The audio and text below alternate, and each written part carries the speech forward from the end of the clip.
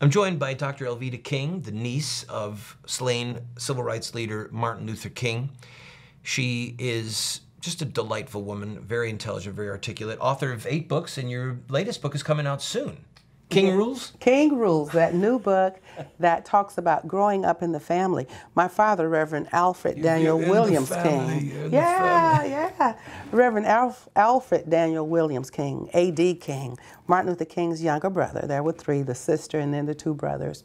And they grew up together to become preachers and civil rights activists. Martin was the most famous. My daddy, as the younger brother, thought that his job was to support his brother and to help protect him, sort of like Bobby Kennedy and wanting to protect his brother John. But you know, interestingly enough, after President John Kennedy was assassinated, his brother was. So in 1968, my uncle, Dr. Martin Luther King Jr., was shot. In 1969, my dad was killed and thrown into a swimming pool, and they pronounced it finally accidental drowning, but there was no water in his lungs at the time of his death. I'm sorry for your loss. What a heart-wrenching history.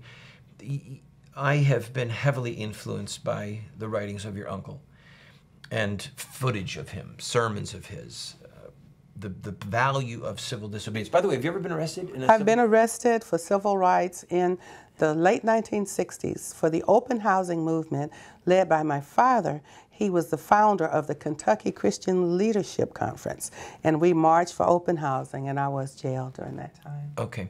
We have a history in this country and other countries showing the profound impact of civil disobedience on both the culture at large and politics in specific. Discuss the need for tension, creative tension, as your uncle called it, in the fight to make it a crime to kill babies in the womb.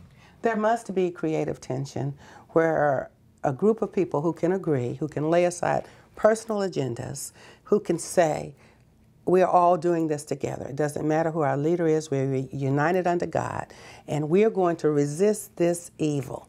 The enemy is not going to come from within. We're going to resist the evil together. And so my uncle had the ability to bring people from various factions together, leaders. He was a leader of leaders. And so they were all able to bring themselves together and to go in the face of evil in their day.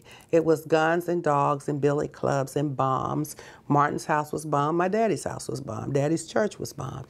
They faced all kinds of adversity, but they convinced people that nonviolent resistance against evil will stop the evil and cause the evil to fall.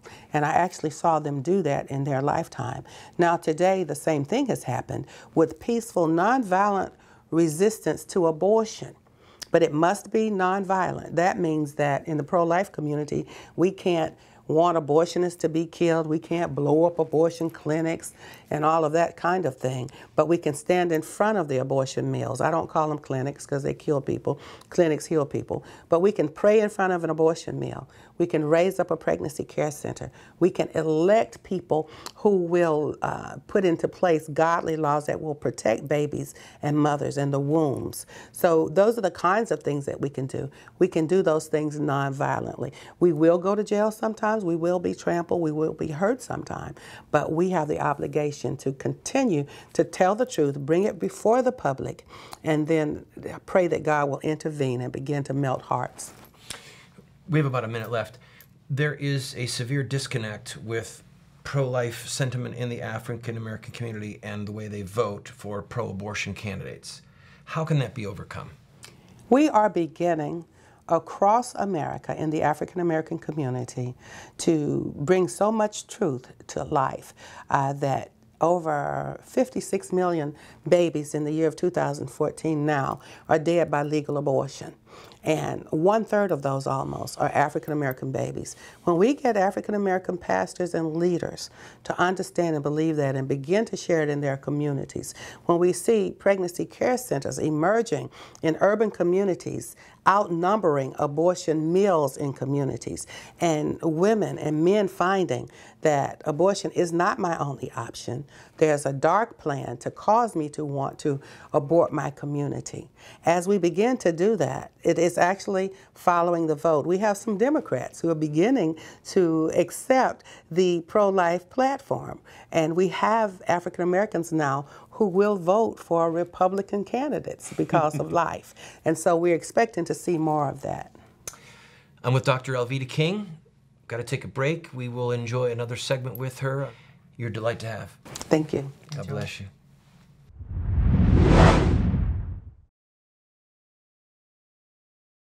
Friend, this program is supported by friends like you who believe in what we are doing.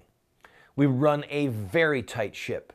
Thankfully, we are on over 130 stations across the country, having tremendous impact. We get emails every day.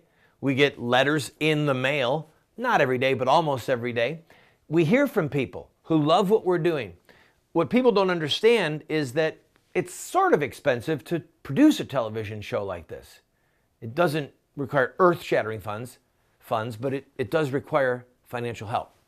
So I am asking you, if you enjoy this program, throw us a $10 or a $20 bill every once in a while, or even a $50 or a $100 check. You see the address there on the screen. Your gifts are not tax deductible, by the way, because we want to be able to say what we want to say regarding politics without the IRS telling us no. So if you like the program, I ask for your support.